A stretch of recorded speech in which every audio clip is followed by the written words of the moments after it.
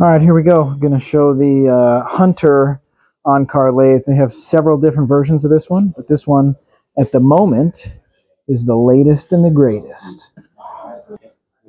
Okay, Andres is on it.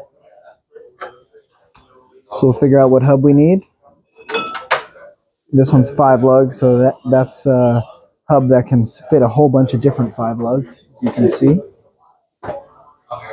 We got the special lug nut kit that lives up in here.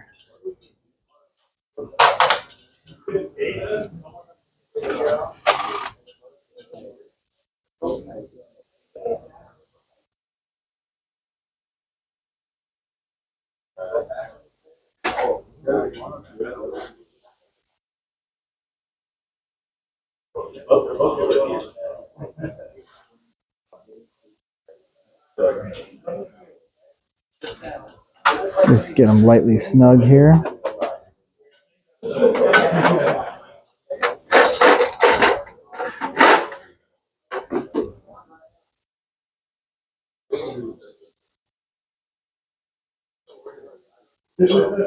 And of course, this is coming in after we've already pulled the caliper and hung it with the caliper hanger. So, assuming you understand how to do that if you're using this machine.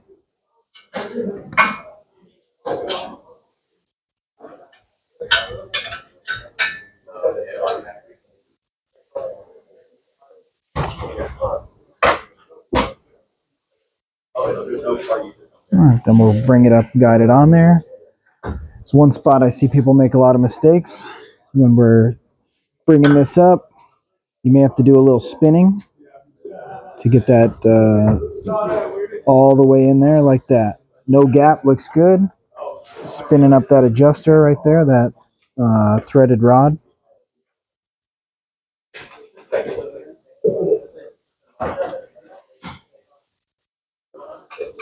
And then they got the special tool right there.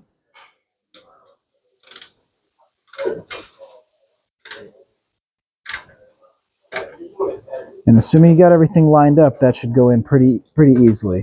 It should never be used to draw it up because you're crooked.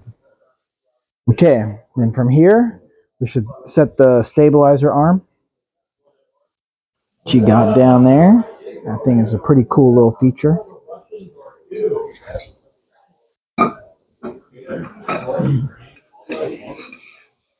Very nice, very nice.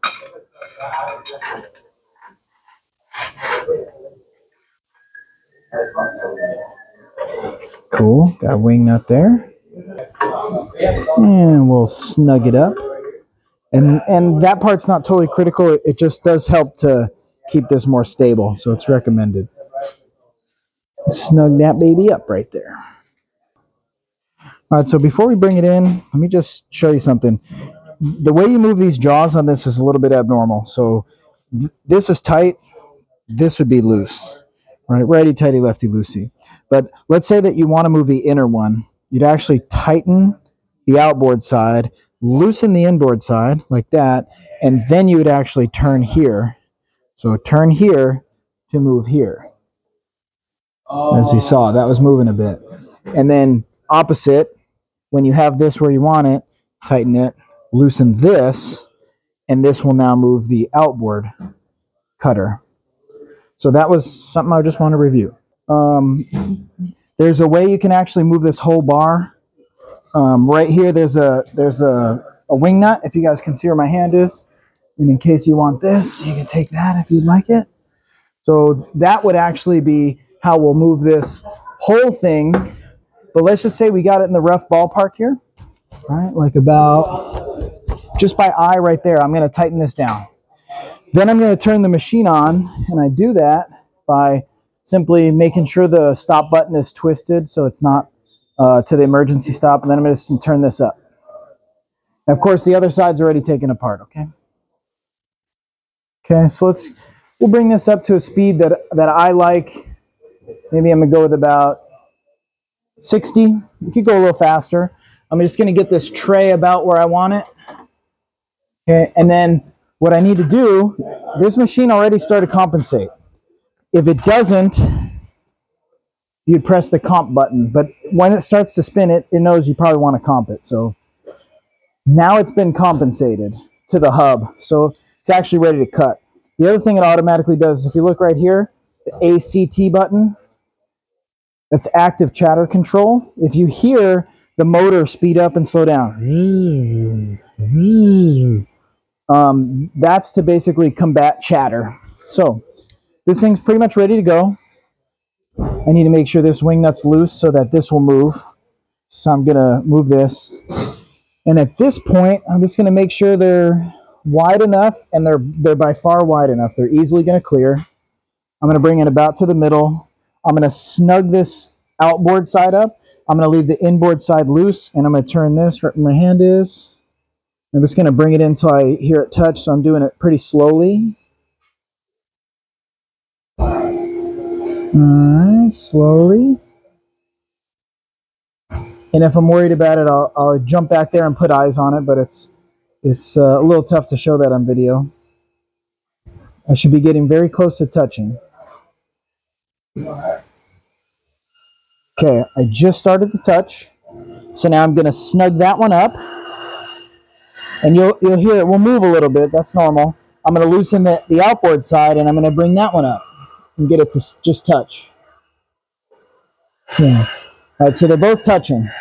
But essentially, and that's probably a little bit more than zero, but basically what I've got right now is a zero depth. So if you want to use this, we can do this. I'm going to reset the depth to 0 because I'm not taking any off. They're just scratch cutting.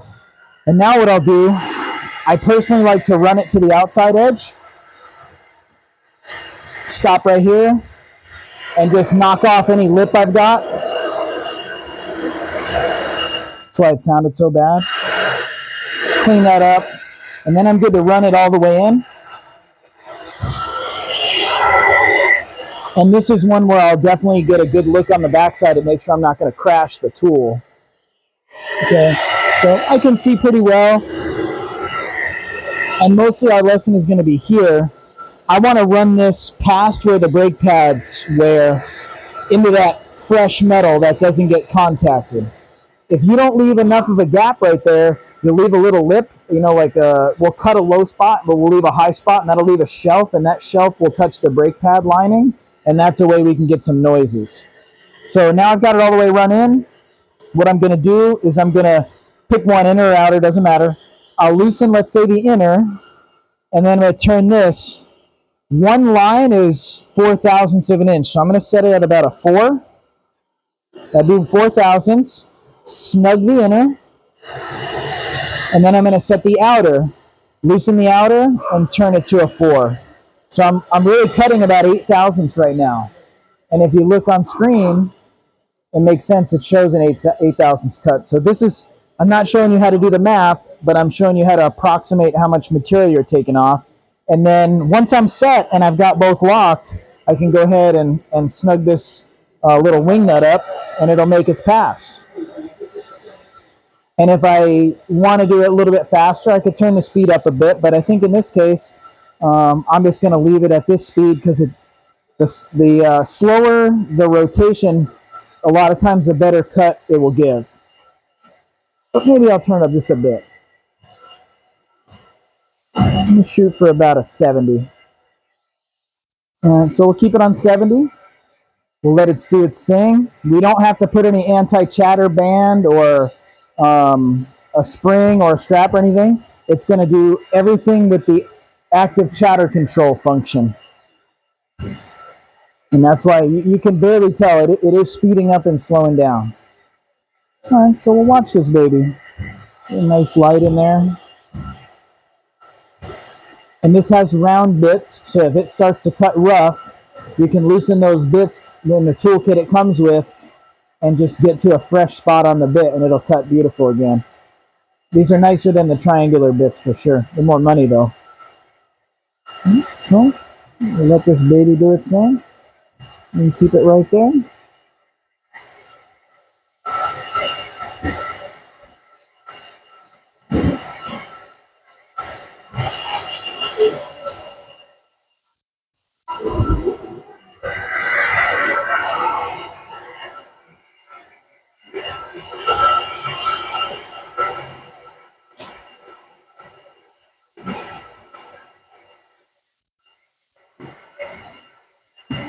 So a little more than halfway.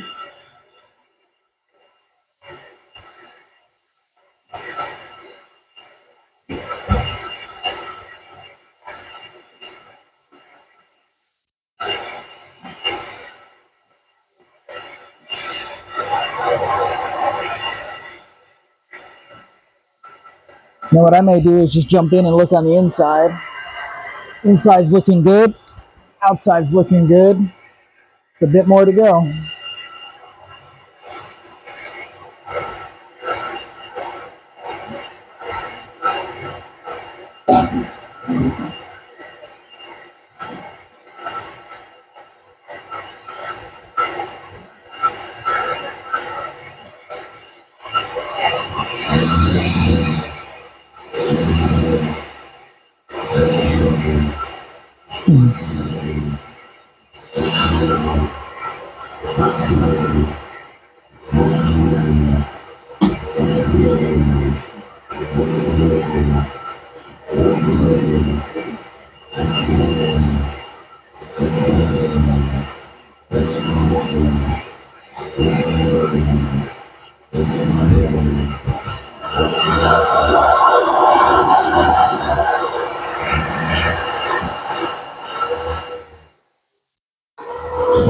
All right, and towards the end, I got a little impatient. I cranked it up to 132, and it actually looked like it was cutting just fine on the slightly higher speed. But to investigate, because this is an experiment, we'll slow it down. We'll take a look. It looks like this one's getting a little rough, so I'm actually going to go through and show you how to rotate those bits. And it looks like we'll need to do one more cut. And so if we've taken 8 on this pass and we take another 8, you know, we'd be looking at 16 thousandths cut off this. So that's still pretty minimal. So we're looking pretty good. But let's get to where we can rotate these bits. All right, so we pulled this all the way out. We're just going to loosen this. Go ahead, and then we can tip this up a bit. It'd be a lot easier if it was on the other side, and we could undo the machine, but if we do that, it's not a big deal, but we just have to redo the compensation. Anytime you undo the machine from the hub, you have to recompensate it. But right now, I'll show you what we're going to do.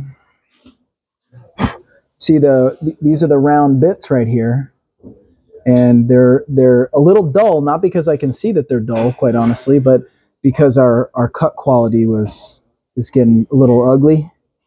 You can see it's just a little rough. So we're going to freshen those up. I'm twisting them to the left. Yep, so Sergio's going to do it for us, first time ever.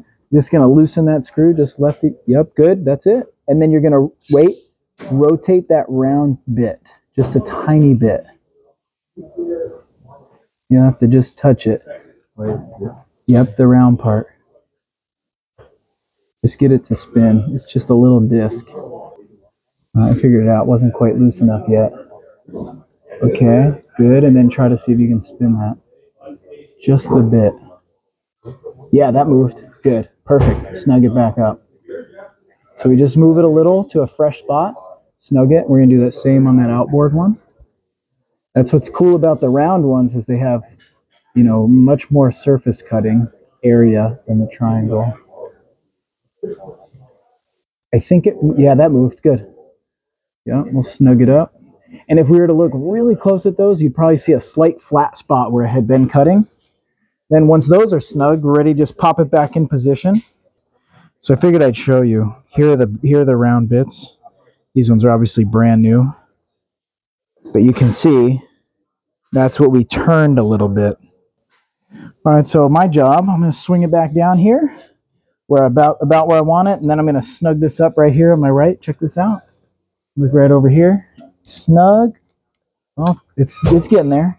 Now it's snug. Okay, now that it's snug, we'll put the holding post back in. Snug that up, kind of like what you guys already saw. Okay, then once you're ready, I'm gonna get her turned on, but not till you say so. This safety protocol. In 3, 2, 1, blast off. All right, so Mario's got her snugged up now. Almost. All right, all right. Okay, now I can turn on. So I'm gonna bring it up to a bit of a higher speed. It was sounding pretty good, like right around 90. Now if you look, this thing is still, this is the auto feed. So I need to loosen that real quick. And then I can run this in. Okay, and then just because I don't totally trust sending this without re-scratch cutting it, I'm going to loosen, move out, loosen, move out. And now I know I'm not going to crash the machine into the rotor. I'm still a little scared. Okay, I'm just going to do the same. Loosen the inboard, make it scratch cut.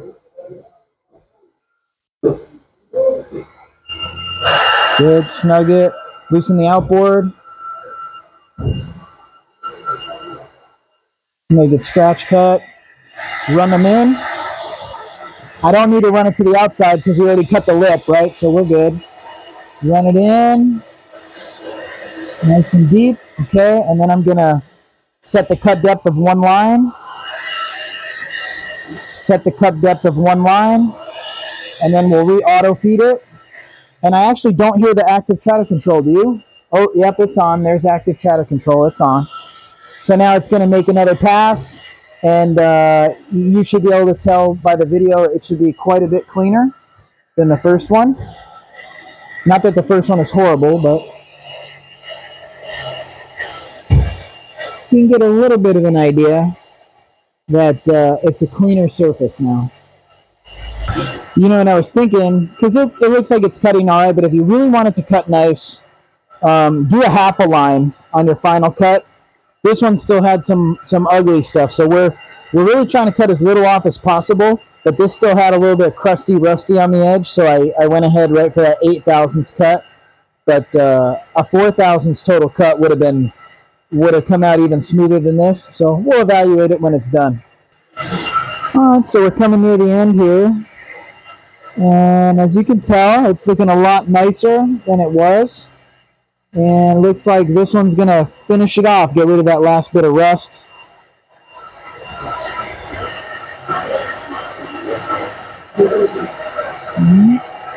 Just cleaning the rust right there. Yeah, and it looks like that'll be a nice clean edge. So, probably, and there's no reason to actually sand the finish. And so, yeah, if you look, that's a clean cut.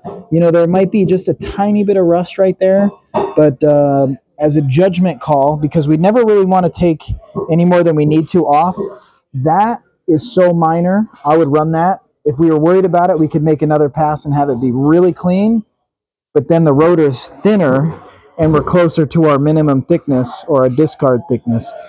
And so actually through all of that, this recorded that we did 20 thousandths, and what we would need to do is micrometer this compared to the minimum, make sure that we're still in spec, but that's kind of a different video.